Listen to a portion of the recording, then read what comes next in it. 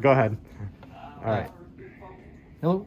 So today what we're going to do is we're going to go through the procedure of copying an existing Wi-Fi card over to one that has not been copied yet. So copying the settings over to the other one, as well as saving your configuration to a CF card. So to do that, we take the Wi-Fi card that actually has the settings on it and insert it in on the left-hand side. Okay. Make sure it's fully seated. Holding the first and sixth button in all the way, continually, turn it to monitor and keep them held in until you see the configuration mode. Once that comes up, you enter in the password. The default is all zeros. We hit enter for English. And what we have to do is read the Wi-Fi card in, so we say Wi-Fi. Once the card identifies, the system now knows that it has a card inserted. Once this message goes away, we then have to read the contents, or what's saved on the card, into the defibrillator to actually work with it, which is done right here by hitting read Wi-Fi card. Once you see that second message that says read write OK, all the settings are in here. And if I press next item, you'll see that there are selections and there are things that are added in here. I'll hit change value here to show you that are already programmed into this card. We can talk about those real quick as if you had a new card. So I'm going to back up. So if you had a brand new card and you were programming it for this facility, we would want DHCP. We want it to say host name yes.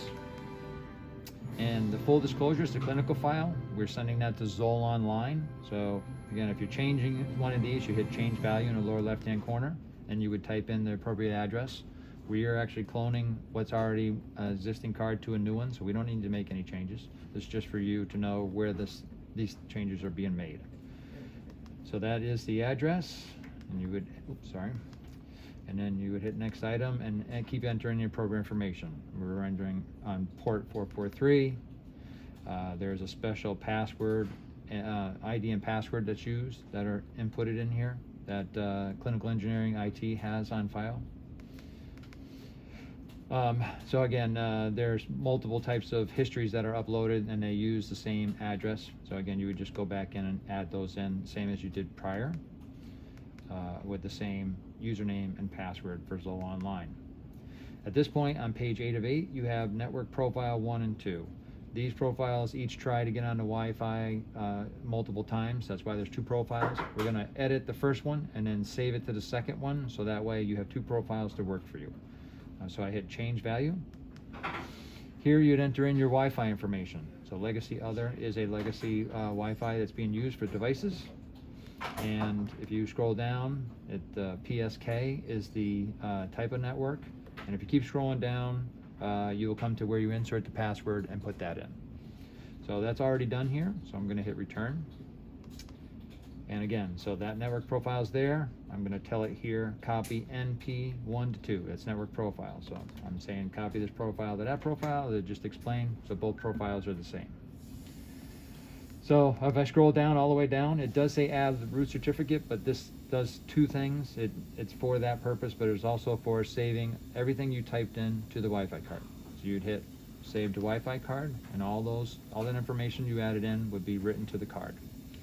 So at this point, we read the card in. We wouldn't have made any changes. So you would have just had to go in there, read in a card that has a valid configuration, and then take a new card, insert that new card, and actually I'm going to use this same card here. Insert the new card, and say that this particular card has nothing on it. It'll identify, same as what we saw earlier, I believe, when we were going through this.